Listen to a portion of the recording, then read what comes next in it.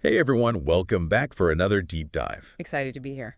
Today we're going to be talking about something that I think is really important to a lot of people. Definitely. We're talking about accountability and specifically how that relates to autistic adults. Absolutely. And we're going to be taking a look at this opinion piece from Cheap ABA. It's called Adult Autism and Accountability, Debunking the Myth. Yeah, it's a good one. There's this kind of pervasive idea out there that autistic individuals maybe just don't get accountability, or they use autism as an excuse to not be accountable. Right. And we're going to talk about how that's just not true. Not true at all. Yeah. So to kick things off, let's just get on the same page here. Okay. When we say accountability, what exactly are we talking about? Right. That's a great place to start. I think when we talk about accountability, it really boils down to taking responsibility for your actions, for your decisions, and for the consequences of those things. Okay, so it's not just about, apologizing if you mess up. Mm-hmm. It's about taking ownership of the whole thing. Exactly. It's about understanding that your choices have an impact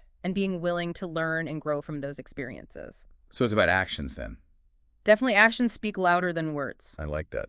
Okay, so that's kind of the individual side of things, right? Right. But the article talks about 3 different types of accountability. Yeah. So we've got personal accountability. Yeah. What are the other 2? So we've got personal accountability, then there's interpersonal accountability, and social accountability.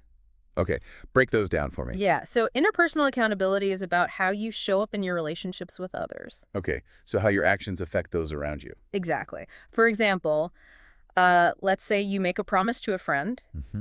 and then you don't follow through. Oh, yeah, been there. That impacts your friend. It can damage the trust in the relationship. You're sure, for sure. So interpersonal accountability is about recognizing that impact and making an effort to be reliable and trustworthy in your relationships. Okay, that makes sense. Yeah. And then social accountability, what's that all about? Yeah, so social accountability kind of zooms out to the bigger picture. Okay. It's about understanding how your actions impact society as a whole. So like being aware of your environmental impact or, advocating for social justice? Exactly. It's about recognizing that you're part of a larger community and that your choices have consequences that extend beyond yourself. Okay, I'm starting to see how these different types of accountability all kind of connect. Right, they're all intertwined. So why does all of this matter? Why should our listeners care about this concept of accountability, especially when we're talking about autism? That's a great question, and I think the answer is pretty simple. Accountability is essential for personal growth and for strong relationships. I can definitely see that. When someone consistently takes responsibility for their actions, it builds trust and respect. Right, because if someone's always blaming others or making excuses, it's hard to take them seriously. Exactly, and that's where this myth about autistic individuals and accountability comes in. Right, the idea that autistic people just don't get it, or that they use their autism as a cop-out. Yeah, and that's just not true. In my experience, many autistic individuals take accountability very seriously. They might even overthink their actions and worry about causing unintended harm precisely because they are so attuned to their impact on others. It's almost like they're hyper-aware of their accountability. Exactly, and that's something that we need to acknowledge and appreciate. So it's not that autistic individuals lack accountability. It's more about understanding the unique challenges they might face. Right, and the article highlights a few of those challenges. Yeah, let's dig into those a bit. Okay, so one challenge that often comes up is social anxiety. Okay, I can see how that would be a barrier. Right, if you're constantly worried about being judged or criticized, it can be really tough to put yourself out there and take risks. Especially if you have to be accountable for something. Exactly, and that can lead to avoidance behaviors, which can then be misinterpreted as a lack of accountability. It's like a vicious cycle. So it's not that the person doesn't care, it's that the anxiety is so overwhelming that it makes it difficult to act. Exactly. And then another challenge that comes up a lot is sensory overload. Oh yeah, sensory overload's a big one. Right, and when your brain is overloaded with sensory input, it can be really hard to focus on anything, let alone complex social interactions where you need to be accountable. Right, it's like trying to have a serious conversation while someone's blasting music in your ear. Exactly, you can't think straight. So sensory overload can definitely make it harder to be accountable, even if you're trying your best. Absolutely. And then finally, there's the issue of executive function challenges. Okay, for our listeners who might not be familiar with that term, can you explain what executive function is? Sure. So executive function refers to a set of mental skills that help us plan, organize, manage our time, and control our impulses. So this is basically our brain's control center. Exactly. And for some autistic individuals, these skills can be particularly challenging. Right, and how does that tie into accountability? Well, if you struggle with executive function, it can make it harder to meet deadlines, to follow through on commitments, to stay organized. Okay, so it's not about a lack of motivation or respect for others. It's about having different strengths and challenges that need to be understood. Precisely. This has been super insightful. Glad to hear it. So we've established that accountability is important, that autistic adults are just as capable of it as anyone else, and that they might face some unique hurdles. Yeah, we've covered a lot of ground. But now I want to get to the good stuff. Okay. What are some practical strategies that autistic adults can use to cultivate even greater accountability in their lives? I'm excited to share some tips. The article actually provides some great advice, and I think it's relevant for anyone, really, not just autistic individuals. Awesome. Lay it on me. Okay, so the first one, and this might sound simple, but it's crucial, is self-reflection. Yeah. Self-reflection. I can get behind that. Yeah, it's all about taking some time each day to reflect on your actions and your choices. So like a little check-in with yourself. Exactly. Ask yourself, where did I do well today? Where could I have done better? What can I learn from this experience? I like that. It's like taking stock of your accountability wins and your areas for improvement. Exactly, and it doesn't have to be a big formal thing. Just a few minutes of quiet reflection can make a big difference. Okay. Self-reflection. What else? The next one is seeking feedback. Ooh, feedback. That can be tough. It can be, but it's so valuable. So you mean asking others for honest feedback about how we're doing in terms of accountability? Exactly. Find someone you trust, a friend, a family member, a mentor, and ask them for their perspective on how you handle responsibility. I could see how that would be helpful, but also a little scary.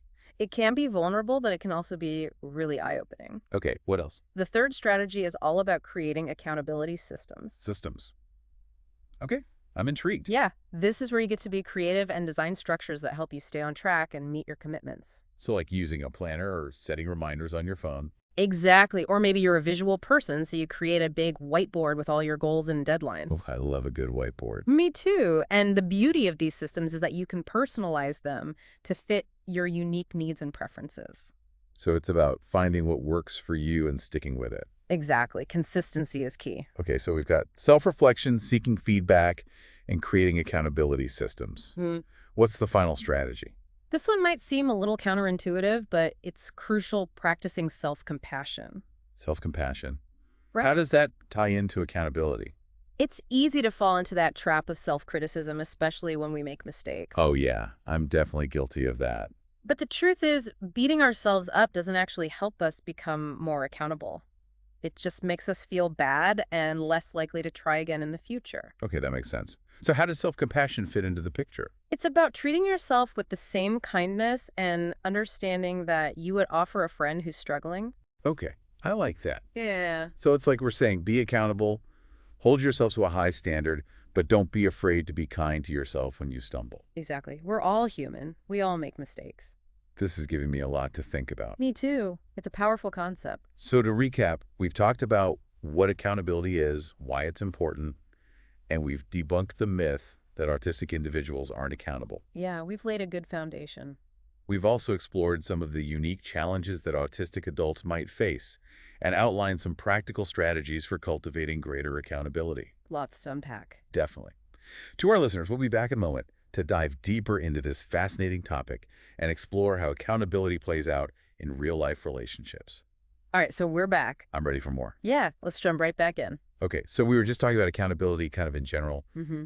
but I think where this gets really interesting is when we start to think about how accountability plays out in relationships. Right, because relationships are all about trust and respect. Exactly, and we talked about how accountability is kind of the foundation for that. For sure. So let's say, for example, you're in a close friendship with someone Okay. and they consistently flake on plans or make promises they don't keep. Yeah, I've definitely been there. How does that make you feel? Honestly, it would make me feel pretty crummy, like my time isn't being valued. Right, and it can really erode that trust that you have in the friendship. Exactly. Now imagine that same friend starts to take ownership of their actions. They apologize sincerely when they mess up, and they make an effort to change those patterns. Okay, yeah.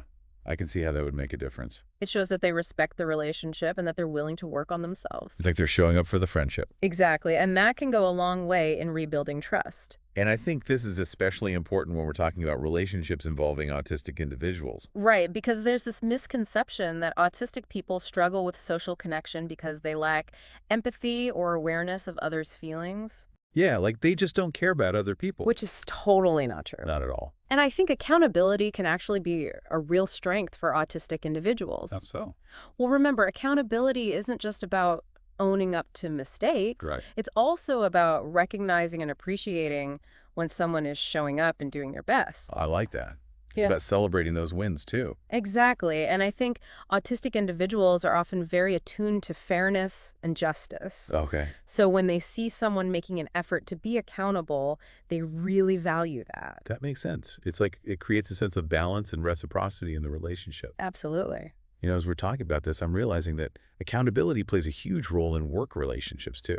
Oh, for sure. Like if I'm working on a project with a colleague and they're constantly missing deadlines or not pulling their weight, it can create a lot of tension. Right. It can make it hard to trust that person. Exactly. But if that same colleague acknowledges their mistakes, communicates openly about any challenges they're facing, and actively works on solutions, it makes a world of difference. Yeah. It shows that they're taking responsibility and that they respect their colleagues. It's like, okay, we're all in this together. Let's figure this out. Exactly. And that kind of teamwork and collaboration is essential for success. You know, something that really stuck with me in this article was the idea that accountability isn't just about individual actions. It's also about systemic change. Right. The article talks about challenging the systems that perpetuate ableism. Exactly. And I think that's a really important point. Can you give an example of what that might look like in practice? Sure. So let's think about the workplace again. Okay. Many workplaces are designed with neurotypical norms in mind: fluorescent lighting, open plan offices, constant background noise. Yeah, those environments can be really tough for some autistic individuals. Absolutely. So in this case, systemic accountability might involve advocating for more sensory-friendly work environments, things like adjustable lighting, quiet spaces, flexible work Oh, arrangements. that's a great example. It's about recognizing that accountability goes beyond individual actions and requires us to look at the bigger picture. And advocate for changes that benefit everyone. Exactly. Wow, this conversation has been really eye-opening. I'm glad to hear it. I feel like I have a whole new understanding of accountability. It's a complex topic, but it's so important. So true. And you know what? I think our listeners are ready for a challenge. Ooh, I love a challenge. Yeah. What do you have in mind? I think it's time to put all this amazing knowledge into action. Let's do it. We've talked about the different types of accountability, personal, interpersonal, social. We've explored how it impacts relationships and even systems. So my challenge to our listeners is this. What small step can you take today to be more accountable in one of these areas? Doesn't have to be anything huge, just one small action. Exactly. It could be something as simple as sending that apology text you've been putting off. Right, or setting a boundary with a friend. Or maybe committing to bringing your own reusable bags to the grocery store. I love that example. It's about those small, intentional choices that add up over time. Exactly. So what's one area where you're personally working on being more accountable? That's a good question. I think for me, it's about being more mindful of interrupting people. Oh, yeah. That's a tough one. It's something I'm working on being more aware of and trying to give people space to finish their thoughts. I think that's a really valuable goal. It shows respect for the other person. Absolutely. Mm. What about you? What's one area you're working on? Well, I have a tendency to overcommit, so I'm trying to be more realistic about my time and energy. That's a great goal. It's about setting healthy boundaries. Exactly. And it's not always easy, but it's definitely worth it. For sure. Well, I think this has been a really productive conversation. Me too. I'm glad we had this deep dive. And to our listeners, we'll be back in just a moment to wrap up this episode and leave you with some final food for thought. Okay, so we're back. And I don't know about you, but I'm feeling pretty inspired. Me too. I think this whole conversation about accountability has been really eye-opening. Absolutely. I feel like we've really debunked some myths and challenged some assumptions. For sure. And hopefully our listeners are feeling empowered to embrace accountability in their own lives. That's the goal. And, I think the article did a fantastic job of highlighting the strengths and capabilities of autistic individuals. Definitely. It's so important to recognize that autistic adults are just as capable of responsibility and personal growth as anyone else. Right. It's not about letting anyone off the hook. Yeah. It's about creating a more understanding and inclusive world. Exactly, where we recognize and value everyone's contributions. So as we wrap up this deep dive, I want to leave our listeners with a final thought. We've talked about all these amazing strategies for cultivating accountability. Yeah, self-reflection, seeking feedback, creating systems, practicing self-compassion. But sometimes the hardest part is just taking that first step. You're so right. It can feel overwhelming. Like, where do I even begin? Exactly. So my question for our listeners is this. What's one small concrete action you can take today to be more accountable in one area of your life? It could be something as simple as making your bed every morning, Or reaching out to a friend you haven't spoken to in a while? or finally cleaning out that junk drawer you've been avoiding. It doesn't matter how small it is. Just take that first step. And be patient with yourself. Remember, accountability is a journey, not a destination. So true. We're all works in progress, and that's okay. And celebrate those small wins along the way. Every step counts. Well, on that note, I think we've reached the end of our deep dive. It's been a pleasure chatting with you. Likewise. And to our listeners, thank you so much for joining us. We hope you feel inspired to embrace accountability in all its forms. And to challenge those harmful stereotypes about autism and capability. Remember, we're all in this together. Let's keep learning, growing, and diving deep. Until next time. See you then.